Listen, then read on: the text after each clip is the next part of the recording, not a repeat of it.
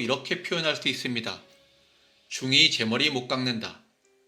금융기관에서 남들의 자산을 관리해주는 분이 평생 전세를 살면서 언제 집을 사야 하냐고 제게 물어봤고, 펀드 가입을 유치하시는 분들이 어떤 주식을 사야 하냐고 조언을 구했습니다. 부동산을 중개하는 분이 제게 어떤 아파트를 사야 옳으냐고 질문했죠. 자유지성이 말하고자 하는 것은 결국 여러분의 돈을 책임져주는 사람은 아무도 없으며 여러분 스스로가 분석하고 판단하며 책임질 수 있는 담대함을 갖춰야 비로소 부자가 될 수 있다는 것입니다. 유튜브의 경제 컨텐츠나 자유지성의 영상 역시 마찬가지입니다. 강의를 들으며 여러분 스스로 생각하고 적용하고 의심하고 분석하고 검증할 필요가 있습니다. 그 과정에서 흔들리지 않는 자신만의 투자 기준이 만들어집니다. 자유지성은 여러분이 생각할 수 있는 힘을 기르고 분석할 수 있는 기준을 스스로 세울 수 있도록 경제 지식을 전달하는 것일 뿐입니다. 고기를 잡는 다양한 방법을 알아야 직접 고기를 잡는 것을 넘어 자신만의 비법으로 월척을 낚을 수 있는 것이죠. 경제는 여러분의 삶을 규정합니다. 먹고 사는 문제가 해결되어야 비로소 여러분이 진정으로 하고 싶은 일을 자유롭게 할 수 있고, 이것이 바로 삶의 의미, 즉 자아를 실현하는 것입니다.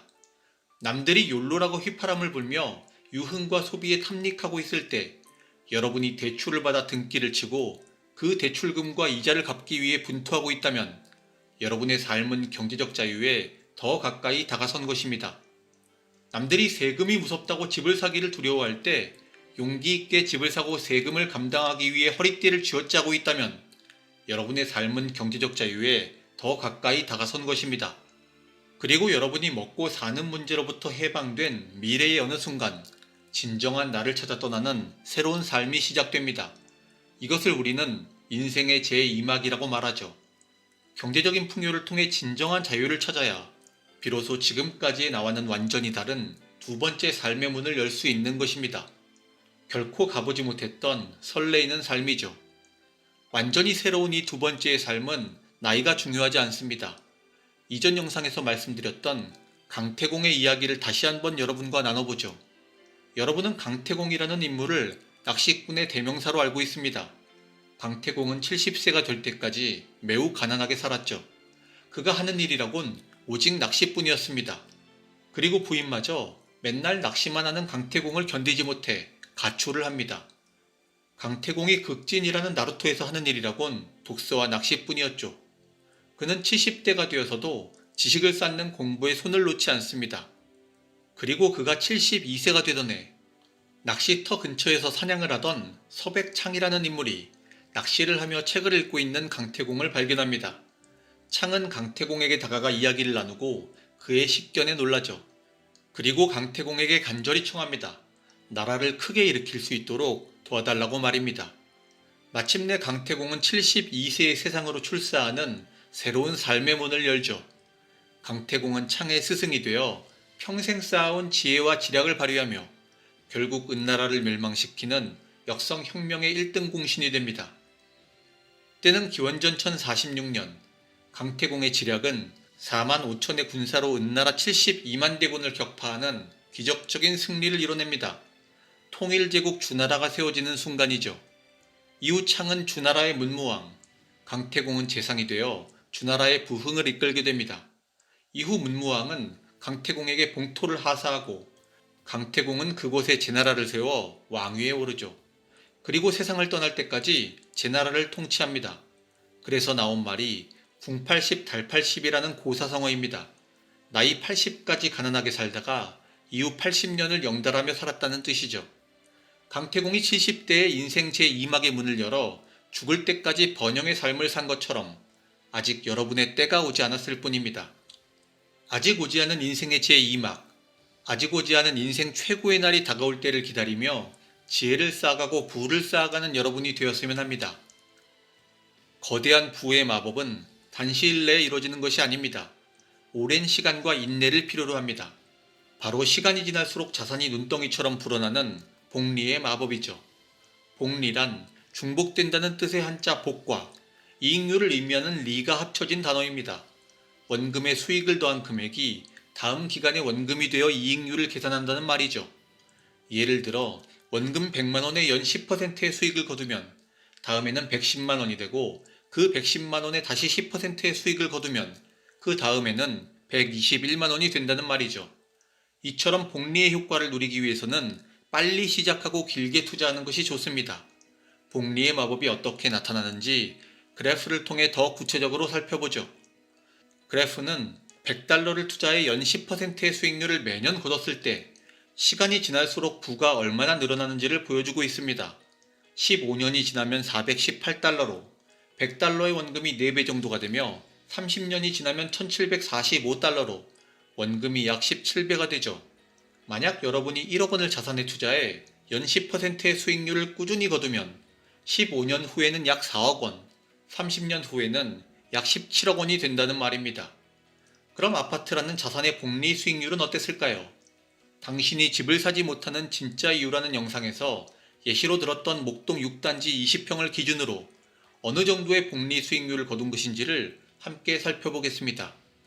우리는 목동 6단지 20평이 2000년에 1억 원이었고 20년이 지난 2020년 13억 원이 되었다는 것을 확인했었죠. 20년 동안 자산의 가격이 13배가 되었다는 말인데요.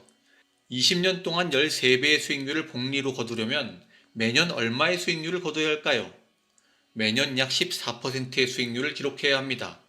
핵심지 아파트는 20년 동안 14%의 복리 수익률로 1300%의 수익률을 여러분에게 안겨준 것이죠.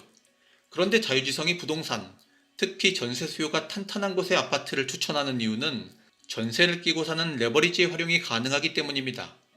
레버리지란 지렛대라는 뜻으로 지렛대를 이용하면 작은 힘으로도 큰 돌을 들어올릴 수 있다는 비유에서 나온 경제용어입니다. 비록 작은 돈이라도 지렛대를 이용하면 큰 돈을 벌 수 있다는 경제원리죠. 우리는 아파트를 사면서 어떤 지렛대를 이용할 수 있을까요?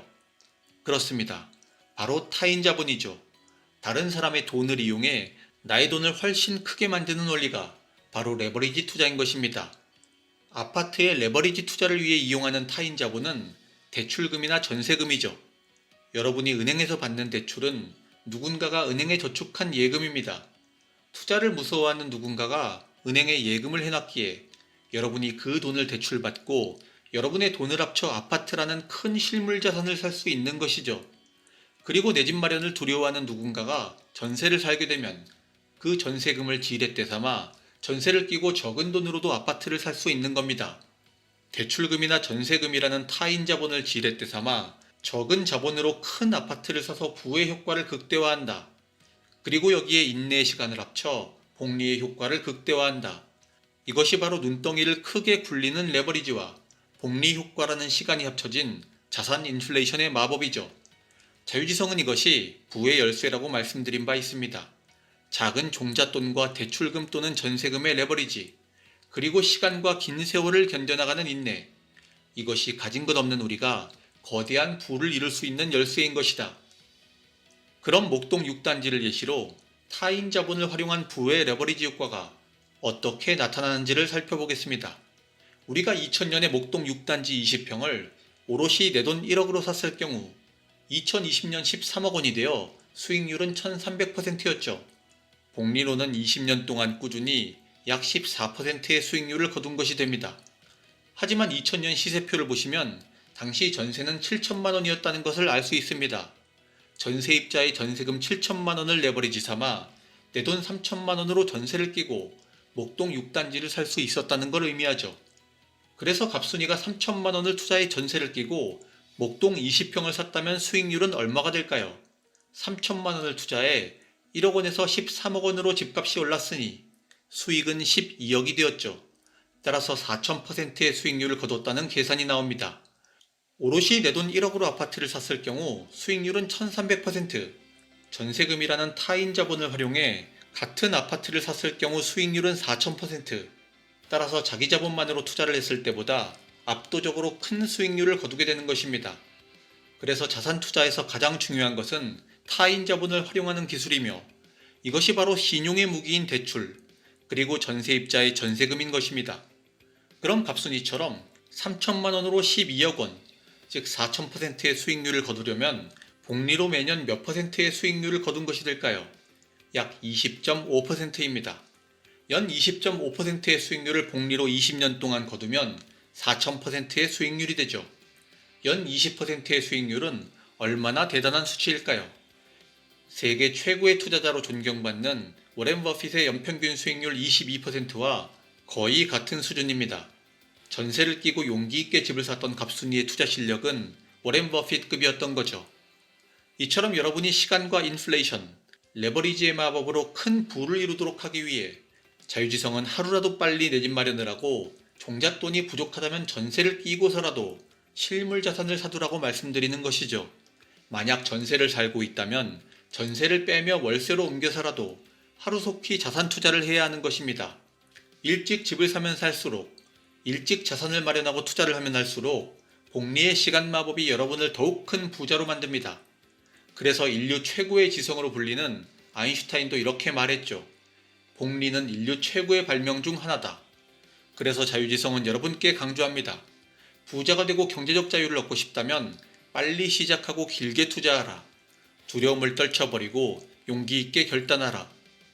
부의 마법은 매매의 기술이 아니라 시간과 인내의 결실입니다.